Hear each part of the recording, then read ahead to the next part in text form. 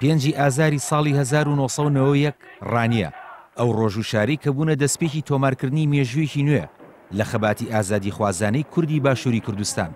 ڕۆژێک هێشتا برینەکانی ئەنفال و کیمیابارانی هەڵەبجە ساڕێژ نەبووبوون و پێشمەرگەش زەبرێکی زۆری پێگەشت بوو، تەنها ڕوبەرێکی زۆر بچووکی بەدەستەوە مابوو. ڕۆژێک کە سوپا لە دوای شکستەکەی جەنگی کۆید ماندوو بێ ئومێد بوو کە ئەوە ژوای کرد نەتوانێت لە بەردەم ڕاپەڕینی گەلی کووردا خۆی ڕابگرێت.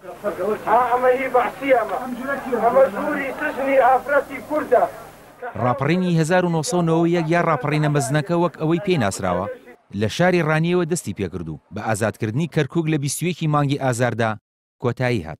دواتریش سوپای عێراق بە هێزێکی گەورەوە هێرشی کردەوە سەر کوردستان و کۆڕەوی میلیۆنی خەڵکی کوردستان دەستی پێکرد.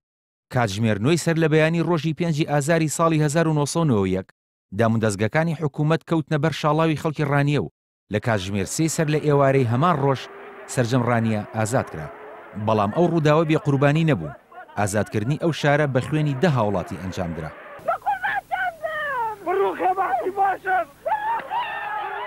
ئەو هەواڵەش وەک بروسکە لە ناو جەماوەری باشووری کوردستان بڵاو بۆیەوە و حکوومەتیش کەوتە ئامادەباشیەوە.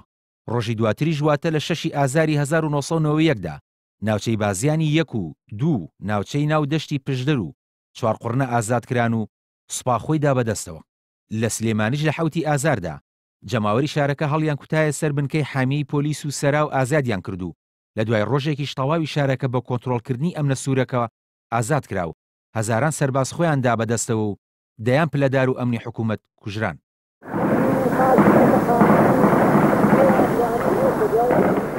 بە ئازادکردنی چەمچەماڵ و هەڵەبجە و قەڵاتزێ و عەربەت و زەڕایەن و سمود و نەسڕ و باریکە و پێنەمەگرون و ئەڵایی لە 8 ئازاردا نزیکەی تەواوی پارێزگای سلێمانی ئازاد کرا و خەڵکی کەوتنە پرسیاری ئەوەی کە ڕاپەڕینی شاری هەولێر کەی دەست پێ دەکات.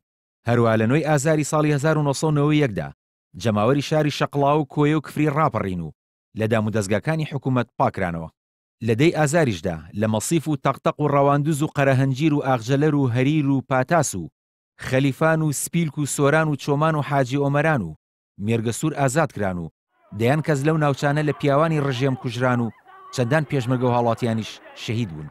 لە 11 ئازاری ساڵی 1990 جەماوەری شاری هەولێر هەر لە سبێدەی بەیانیەوە لە گەڕەکەکانی شۆڕش و مەلایان و برایەتی سەرەوە کەوتنە هێرشکردن بۆ سەر بارەگا و دامودەزگەکانی حکوومەت و شارەکە کەوتە دەست هێزەکانی پێشمەرگە و هاوڵاتیانەوە.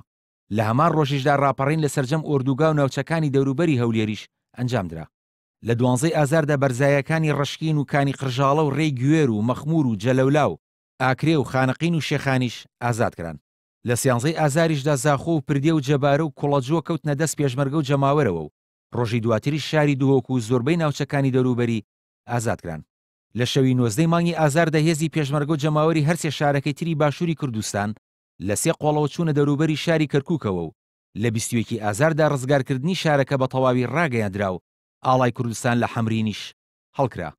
بەکردنەوەی ئاگری نەورۆزیش لە شاری کەرکووک تینوێتی گەلی کورد بۆ ئازادی ئەگەر بۆ ساتێکیش بێت شکاو پەردەش لەسەر مێژوێک لە حکمی ماوە درێژی بەعەز دادرایەوە. کاروان شێخ موحسین NRT.